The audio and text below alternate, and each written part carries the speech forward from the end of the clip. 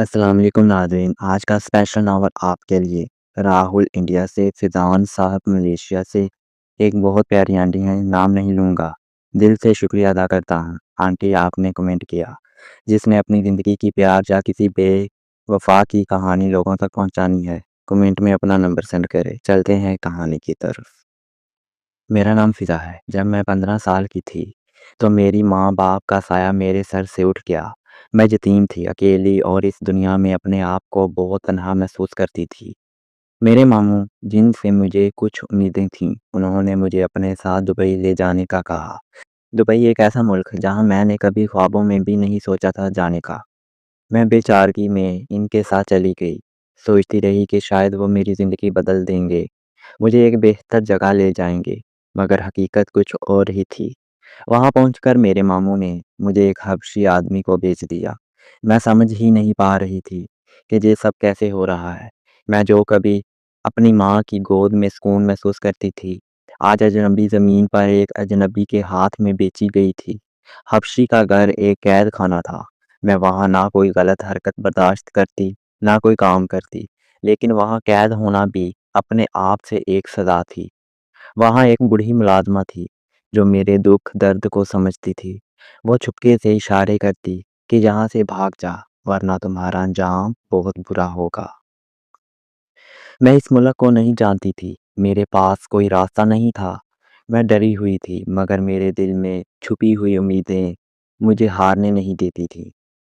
میری زندگی حبشی کے گھر میں ایک قید کی طرح تھی۔ گھر کے ہر کونے میں درد چھپا تھا۔ وہاں بہت سی لڑکیاں تھیں جو مجھ جیسی تھیں، بے قصور، بے یار و مددگار، اور ان کے ساتھ بھی میرے جیسے ظلم کی داستانیں تھیں۔ حبشی کبھی بھی برا کچھ نہیں کرتا تھا، مگر اس قید میں رہنا بھی بہت سخت تھا۔ ہم سے کہا جاتا تھا کہ باہر کی دنیا سے بات نہ کریں، کسی کو اپنے بارے میں نہ بتائیں۔ میں نے بہت دن وہاں گزارے۔ دل میں خوف اور تنہائی تھی، مگر ایک چھوٹی سی امید بھی میرے دل میں جلتی رہی۔ وہ بوڑھی ملازمہ جو پہلے مجھے بچانے کی کوشش کرتی تھی، کبھی کبھار چھپکے سے آ کر میرے کان میں کہتی کہ فضا، تمہیں جہاں سے نکلنا ہوگا، یہ جگہ تمہارے لیے خطرناک ہے۔ اس کی بات سن کر میرا دل دھک دھک کرنے لگتا تھا، مگر میں نے کہا، میں کہاں جاؤں، یہ ملک میرا نہیں۔ ایک دن جب میں اپنے کمرے میں اداس بیٹھی تھی، علی نامی نوجوان میرے سامنے آ کھڑا ہوا۔ اس کی آنکھوں میں ایک نرم چمک تھی جو مجھے محسوس ہوئی کہ شاید وہ میرے لیے روشنی کی کرن بن سکتا ہے۔ علی نے کہا، فضا، تم تنہا نہیں ہو، میں تمہاری مدد کرنا چاہتا ہوں۔ اس کی بات سن کر میرے دل میں ایک چھوٹی سی خوشی کی لہر دوڑ گئی۔ شاید یہ وہ امید تھی جس کا میں انتظار کر رہی تھی۔ میں جانتی تھی کہ یہ رشتہ آسان نہیں ہوگا، مگر میرے دل نے چاہا کہ میں علی پر یقین کروں۔ شاید اس اجنبی ملک میں بھی کوئی مجھے محبت دے سکتا ہے، مجھے آزادی دے سکتا ہے۔ مجھے یاد ہے وہ دن جب میں پہلی بار کسی کی آنکھوں میں اپنے لیے درد اور سچائی دیکھ پائی۔ علی، اس کا نام دل پر لکھا ہوا محسوس ہوا۔ نہ جانے وہ کہاں سے آیا تھا، مگر اس کی موجودگی میرے خوف زدہ دل کے لیے کسی سکون کی دعا جیسی تھی۔ علی حبشی کے گھر روز آتا تھا، شاید کسی کام سے یا شاید کسی کے کہنے پر۔ پہلے تو میں نے اس سے نظریں چرائیں، مگر ایک دن اس نے دھیرے سے مجھ سے کہا، تمہاری آنکھوں میں خاموشی بہت بولتی ہے، کیا تم جہاں اپنی مرضی سے ہو؟ میرے لب کپائے، دل کی دھڑکن جیسے رک گئی ہو۔ میں نے صرف نفی میں سر ہلایا۔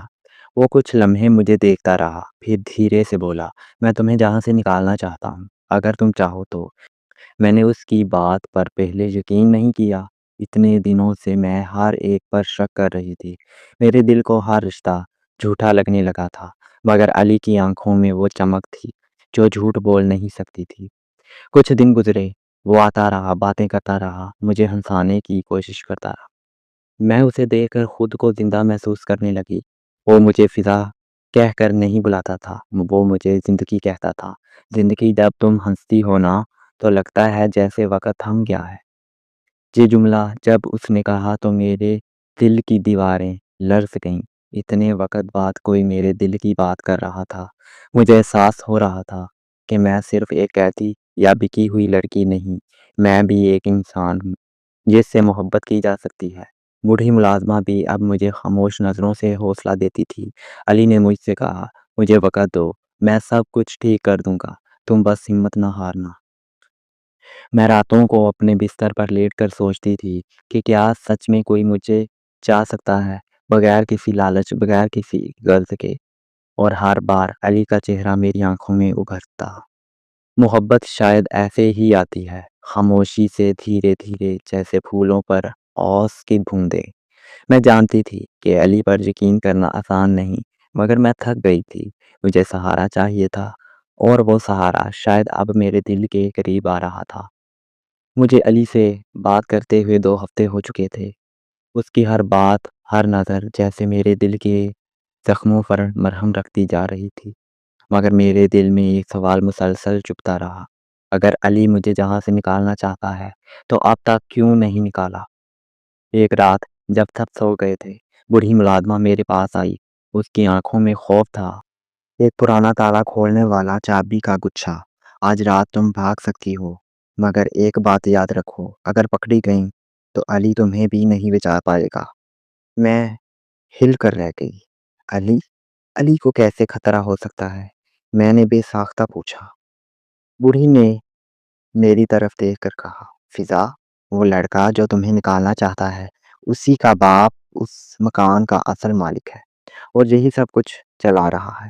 زمین میرے پیروں سے نکل گئی۔ کیا؟ ہاں، علی کا باپ وہی حبشی جس نے تمہیں خریدا ہے۔ میرے ہاتھ لرزنے لگے۔ یہ سچ تھا یا کوئی چال؟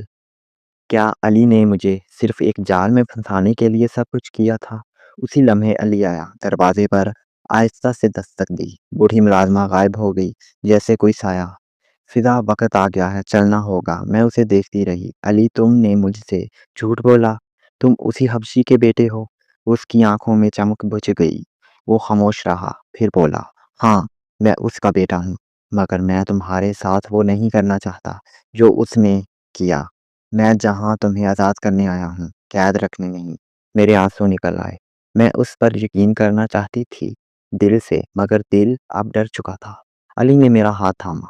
تم اگر چاہو تو واپس جا سکتی ہو، میں تمہیں روکوں گا نہیں، مگر اگر تم میرے ساتھ چلو تو میں تمہیں ایسی دنیا دوں گا جہاں صرف تمہاری مرضی چلے گی۔ میں نے چند لمحے سوچا، پھر اس کے ساتھ چل پڑی۔ ہم چھپتے چھپاتے تہہ خانے کی طرف بڑھے۔ وہاں ایک دروازہ تھا، پرانا، زنگ آلودہ۔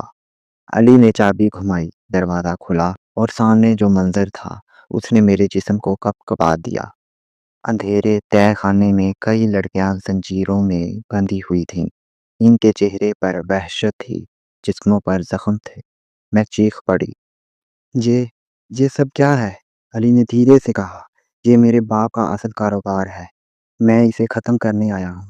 تم میری پہلی روشنی ہو فضا، تمہیں بچا کر میں باقیوں کو بھی آزاد کرنا چاہتا ہوں۔ میرے قدم اس کے ساتھ چلنے لگے، مگر اب دل میں ایک نئی آگ تھی۔ یہ صرف میری آزادی کی جنگ نہیں تھی، یہ ان سب کی آزادی کی جنگ تھی۔ وہ رات میری زندگی کی سب سے طویل رات تھی۔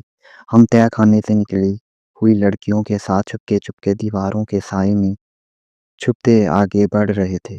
علی کے چہرے پر پسینہ تھا، مگر آنکھوں میں حوصلہ۔ مجھے اس پر اب بھی تھوڑا سا شک تھا، مگر اس کی ہر حرکت میرے دل کو تسلی دیتی تھی۔ بوڑھی ملازمہ آگے آگے چل رہی تھی۔ وہ ہمیں ایک پرانی دیوار کے پیچھے لے گئی، جہاں چھوٹا سا خفیہ دروازہ تھا۔ جہاں سے نکلتے ہی سڑک ہے، وہاں پولیس تمہارا انتظار کر رہی ہے۔ علی نے سب انتظام کر لیا ہے، اس نے آہستہ سے کہا، مگر قسمت ہمیشہ مہربان نہیں ہوتی۔ اچانک گولیوں کی آواز گونجی۔ حبشی علی کا باپ اپنے مسلح کارندوں کے ساتھ سامنے آ گیا، آنکھوں میں خون، چہرے پر پاگل پن۔ علی، تم نے میرے ہی گھر میں بغاوت کی؟ علی میرے آگے آ کر کھڑا ہو گیا۔ تم نے انسانوں کو جانوروں سے بدتر زندگی دی۔ آپ وقت بدل چکا ہے بابا۔ حبشی نے بندوق علی کی طرف اٹھائی، اور ایک لمحے بعد گولی چل گئی۔ میرے چیخنے کی آواز ساری گلی میں گونج گئی۔ علی زمین پر گرا، سینے سے خون بہہ رہا تھا۔ نہیں علی، مت چھوڑو مجھے۔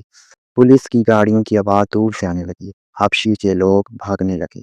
پولیس نے موقع پر پہنچ کر فائرنگ کی۔ حبشی کو زخمی حالت میں گرفتار کیا گیا۔ میں علی کے پاس گھٹنوں کے بل بیٹھ گئی، اس کے سر کو گود میں رکھا۔ فضا، اس کی آواز بہت مدھم تھی۔ تم آزاد ہو، بس اب وعدہ کرو، جیو اور ان سب کے لیے جیو جو آج تک خاموش رہیں۔ میری آنکھوں سے بے آواز آنسو گرنے لگے۔ میں نے اس کا ہاتھ تھاما۔